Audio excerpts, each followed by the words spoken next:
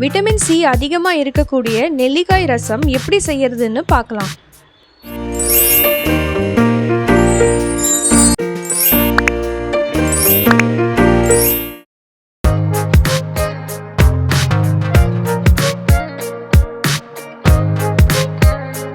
ஒரு மிக்சர் ஜாரில் அரிஞ்சு வச்ச 4 நெல்லிக்காய் சேர்த்துக்கோங்க.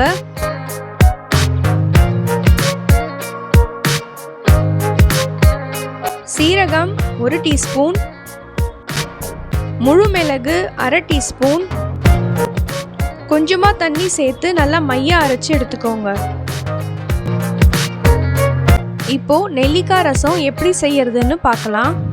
ஸ்டவ் ஆன் பண்ணி கடாய் வச்சுக்கோங்க. கடாய் சூடான உடனே 500 ml தண்ணி சேர்த்து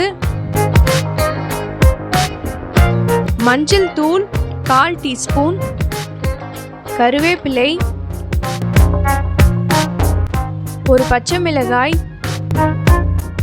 கல்லுப்பு சேர்த்துட்டு 1 நிமிஷம் அப்படியே விட்டுடுங்க. இப்போ அரைச்சி வச்ச நெல்லிக்காய் விழுது சேர்த்து நல்லா கலந்து விட்டுக்கோங்க.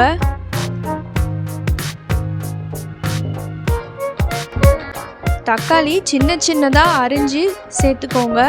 வேக வச்ச துவரம் பருப்பு 2 டேபிள் ஸ்பூன் சேர்த்துக்கோங்க. உப்பு கம்மியாக இருக்குது, நான் கொஞ்சமாக சேர்த்துக்கிறேன்.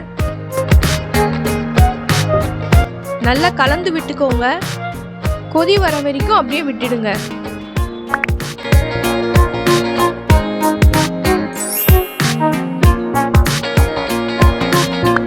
கொதி வந்த உடனே ஒரு பேன்ல எண்ணெய் சூடு பண்ணி கடுகு 1/4 டீஸ்பூன், காஞ்ச மிளகாய் 2, பெருங்காயம் 1/4 டீஸ்பூன் நல்லா பொரிஞ்ச உடனே நெல்லிக்காய் ரசம்ல ஊற்றிடுங்க.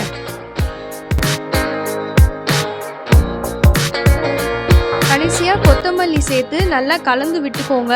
ஸ்டவ் ஆஃப் பண்ணிடுங்க. ரொம்ப நேரம் கொதிக்க விட்டால் கசப்பு தன்மை வந்துடும்.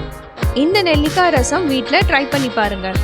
இன்க்ரீடியன்ட்ஸ் டீட்டெயில்ஸ்லாம் கமெண்ட் பாக்ஸில் இருக்குது, வேணுன்றவங்க செக் பண்ணிக்கோங்க. தேங்க்யூ.